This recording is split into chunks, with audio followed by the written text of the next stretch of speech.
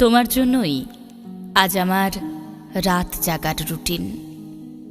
তোমার জন্যই আমি শুনতে শুরু করেছি বাংলা আর্ট ফিল্মের গান। তোমার জন্যই আমি টুকরো টুকরো করেছি নিজেকে, তোমার ছাঁচে নতুন করে গড়বার আশায়। স্বপ্নগুলোকে তা দিয়েছি অতন্দ্র প্রহরায়।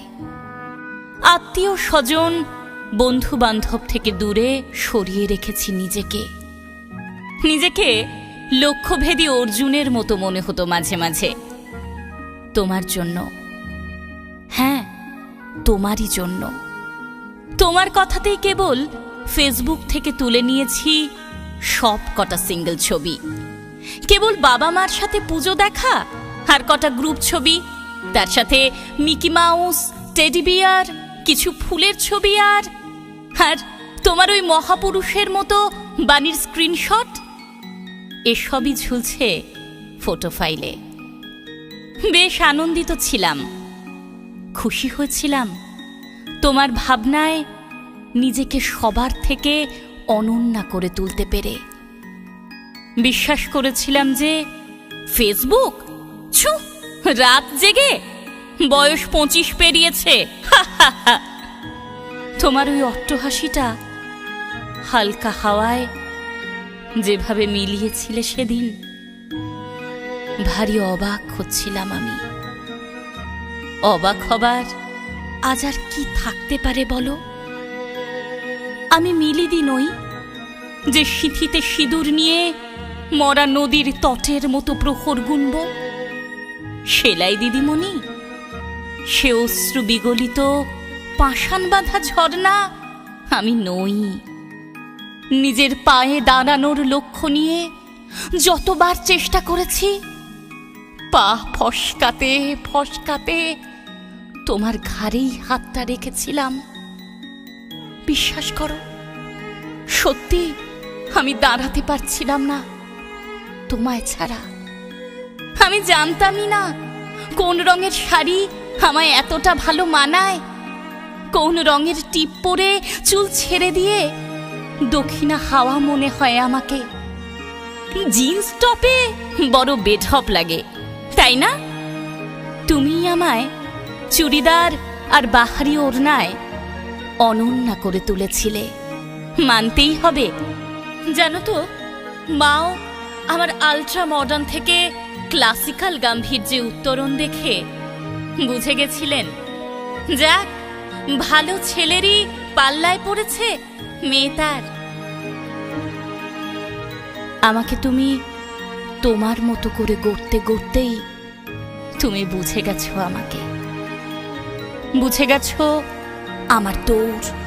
বুকে পাথর বেঁধে দগদগে ঘায়ে সারা রাত চোখের জলের নুন মেখে নিজেকে জ্বালাতে জ্বালাতে তবুও অভিশাপ দিতে পারিনি তোমায়। আমার মধ্যে আগুন আছে, আগুন। আজকে বুঝেছি ঠিকই বলেছিলে।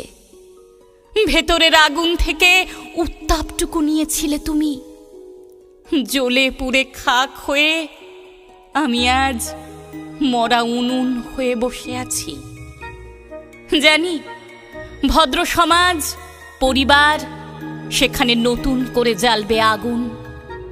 সানাই, বেনারসি, হাজারো লোক উত্তাপ নেবে তার। কাকে বোঝাই, কে বুঝবে বলো? এক বুক আগুন নিয়ে উনুন কিভাবে নিজেকে পোড়াতে পোড়াতে ভেতরে শোয়ে শোয়ে মরুভূমি হতে থাকে। ভালো থেকো। এত বড় চাকরি তোমার, অবকাশ কোথায় আর? আর তোমার বিয়ে করা নববধূ স্ত্রী শ্রীতমাকে নিয়ে সুখে থেকো। একটা কথা ভাবলে অবাক লাগে, চাকরিটা পাইনি বলেই কি আমি দক্ষিণা হাওয়া থেকে দুর্গন্ধে পরিণত হলাম? তোমাকে অনলাইন দেখি, বুঝি তো, সব বুঝি আমি।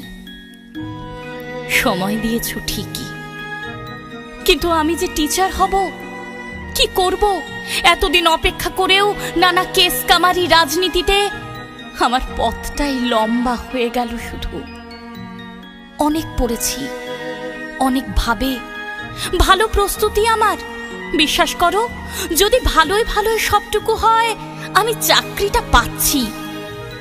জীবনে সত্যি দাঁড়াবো আমি, দেখে নিও। সরি, তুমি কি দেখবে আর?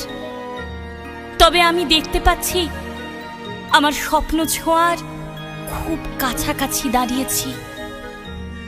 তবু একা লাগে, ভীষণ একা। ভাবতে তবু চেষ্টা করছি, ছোট ছোট ছাত্রছাত্রীদের পড়াচ্ছি, আর মুখ ফসকে অপ্রাসঙ্গিকভাবেই বলে ফেলছি, তোমরা জীবনে মানুষকে মানুষের মর্যাদা দিও, টাকা রোজগারের মাত্রা দিয়ে নয়। আর মেয়েরা, নিজের পায়ে না দাঁড়ালে এই সমাজে উচ্ছিষ্টের মতো অস্তিত্ব নিয়ে থাকতে হবে তোমাদের। তাই দাঁতে দাঁত চেপে বলো, আমিও পারি, আমিও পারবো, আমিও পারবই পারবো। থাক, ছাড়ো, এত ভাবা ঠিক নয়। কাল রিটেন এক্সাম, ঘুমোতে হবে। রাত জাগার রুটিনটা আর বদলাতে পারলাম না গো।